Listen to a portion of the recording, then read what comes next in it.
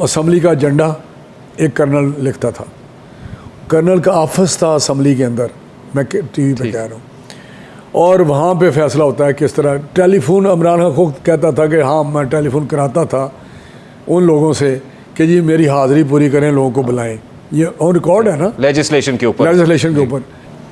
वो इकॉनमी पे जिस तरह आज कल बात हो रही है कि चार्टर ऑफ इकॉनमी होना चाहिए, पॉलिटिकल पार्टीज़ के दरमियान ये बहुत ज़रूरी है कि जो इकोनॉमिक पॉलिसीज़ हैं, जो फंडामेंटल पॉलिसीज़ हैं इकोनॉमिक प्रोग्रेस के लिए, वो उस पर हमें ज़रूर साइन करें ताकि जो भी गवर्नमेंट आए उन इकोनॉमिक पॉलिसी। अच्छा, अब आपने एक नई dimension they the charter of economy की। चार्टर ऑफ इकोनॉमी साइन हो गया तो फिर पॉलिटिकल पार्टीज़ की सियासत खत्म हो जाएगी? नहीं, पॉलिटिकल पार्टीज़ को तो इकोनॉमी चाहिए सियासत करने के लिए। नहीं, आप मेरे बात नहीं आपने सुनी। जो बेसिस है ना, बेसिक जो प्रिंसिपल है, इन्वेस्टमेंट की हम बात करते हैं, सारे बात करते हैं, लेकिन जो पॉलिसी इन्वेस्टमेंट के लिए एक सब मिल के दें ना, सब वो कंटिन्यू करें, बाकी रिलीफ की तरह देना है। इकोनॉमी की जो बात दुबई में हो रही कि ग्रैंड चार्टर ऑफ इकोनॉमी होगा, minus chairman PTI, minus PTI, कोई भी चार्टर ऑफ डेमोक्रेसी या ग्रैंड चार्टर ऑफ इकोनॉमी, वो आपको लगता है देरपा होगा, रिलायबल होगा? सिर्फ उसको माइनस करने, बाकी सब ठीक है। इमरान खान जो है ना तो वो पॉलिटिशियन है, ना उसकी पार्टी पॉलिटिकल पार्टी है, वो एक जत्था था, एक ग्रोह था।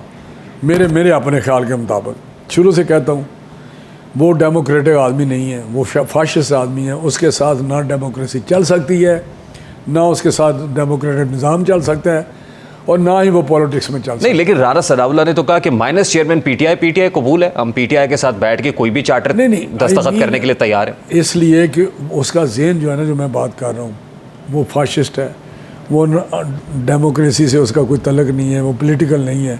लेकिन जो उसके अलावा कोई पॉलिटिकल, उसका नाम पीटीआई हो, उसका इस्तेकाम पाकिस्तान, उसका कोई हो, हमें कोई इशू नहीं, लेकिन पॉलिटिकल पार्टी बस उसमें चेयरमैन पीटीआई ना हो। मैं तो ये कहूँगा कि वो पाकिस्तान का हमदर्द नहीं है।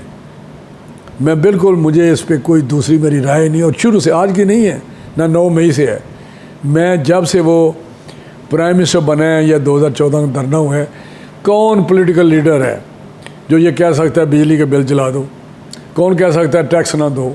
ये सिविल नाफरमानी थी। अच्छा, राणा साहब कौन कह सकता है? नहीं, उस 2014 के धरने की बात कर रहे हैं। हाँ, पीटीवी के हेडक्वार्टर पे हमला किया उसने, प्राइम मिनिस्टर के गेट उसने फैलांगे, प्राइम मिनिस्टर उसके अनजस्टिफाइड, और पार्लियामेंट पे उसने हमला किया। मुझे बताएं, जब ट्रंप के हामियों ने कहा उधर पार्लियामेंट पे किया है वाशिंगटन में, तो साहब को सजाएं। ये सब कुछ चेयरमैन पीटीआई तने तनहा तो नहीं कर रहा था, किसी सपोर्ट से कर रहा था, सहूलतकारी से कर रहा था। आगे तो देखना है ना, अगर मैं आलाकार बनूं, उस वक्त अंपायर की उंगली साथ थी। नहीं, अगर मैं आलाकार बनूं तो हमने तो उस आलाकार को पकड़ना है ना। आज अंपायर आपके साथ है?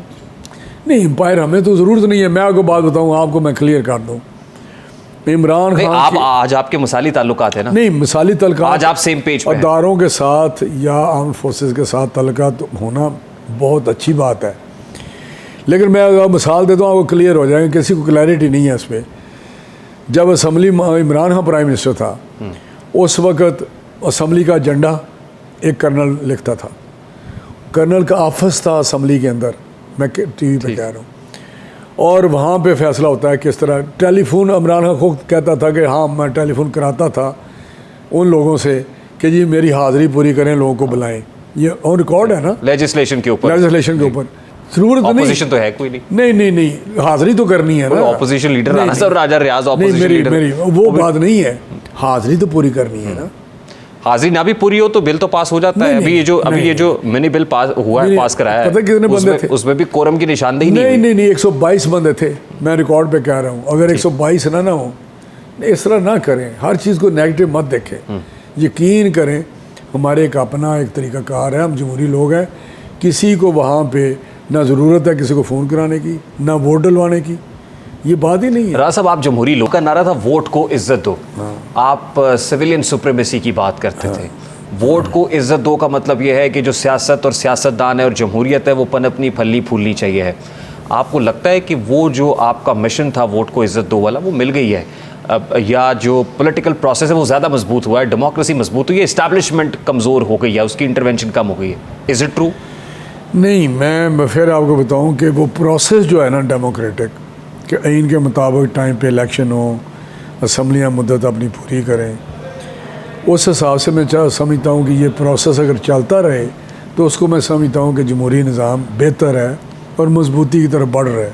हर असम्बली अगर टाइम अपना पूरी करती है और इलेक्शन हो जाते हैं तो उससे जमहूरी निज़ाम यकीनी तौर पे मजबूत होगा। रहा वोट को इज़्ज़त दो वाली बात, मैं बड़ा क्लियर करना चाहता हूँ, शायद लोग समझते हैं कि शायद हमने उस नारे से हम पीछे हटे हैं। वोट को इज़्ज़त दो का मतलब ये है कि हर अदारा अपनी कॉन्स्टिट्यूशनल जो डोमेन है, एक लाइन है, उसके अंदर रह के अपना काम करे। काम कर रहा है वो? काम करे। मेरी बात सुन लेना, ये नारा हमारा था, है और कल भी होगा। उसके लिए हमारी जदोजहद जमहूरियत को 100% कॉन्स्टिट्यूशन के मुताबिक लाने के लिए, सिविलियन सुप्रीमेसी के लिए हम काम कर रहे हैं। ये ओवरनाइट नहीं आती। बट अनफॉर्चुनेटली जितनी इदारों में हेड ऑन कोलिजन हम इस दौर में देख रहे हैं, शायद ये पहले कभी देखी थी।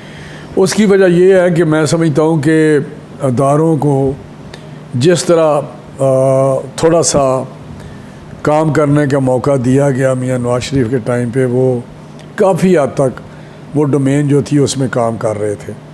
लेकिन इमरान खान के टाइम पे फिर कहूँगा अनफॉर्चुनेटली एक ऐसे शख्स को बिठा दिया गया जिसमें अदारों का जो अमल रोल था या अमल दखल था इनकी दूध से तजावज़ करके और ज़्यादा हो गया, और उसको कम करने की जो ज़रूरत है पहले भी थी, आज भी है। लेकिन उसका सिर्फ हाल यही है कि जमहूरी जो निज़ाम है वो चलता रहे और जो जमहूरी हुकूमतें हैं वो डिलीवर करें, आवाम की वो रिलीफ दें, अच्छी गवर्नेंस दें, इकनॉमिक प्रोग्रेस हो, तो अदारों को मजबूत किया जाए अपने अपने जगह पे, तो यकीनी तौर पे वो जो रोल है वो आहिस्ता आहिस्ता आहिस्ता आहिस्ता उसी जगह आ जाएगा जहाँ कॉन्स्टिट्यूशन में लिखा गया है। राजा साहब, आपने बार बार 5 साल की मुद्दत पूरी करने की बात की। 2006 में आपने और पीपल्स पार्टी ने, मोहतरमा शहीद बेनज़ीर भुट्टो और आपके कायद मियाँ नवाज शरीफ ने चार्टर ऑफ डेमोक्रेसी किया था, मिसाक जमहूरियत। मैं आज भी उसको पाकिस्तान का मैग्ना कार्टा कहता हूँ।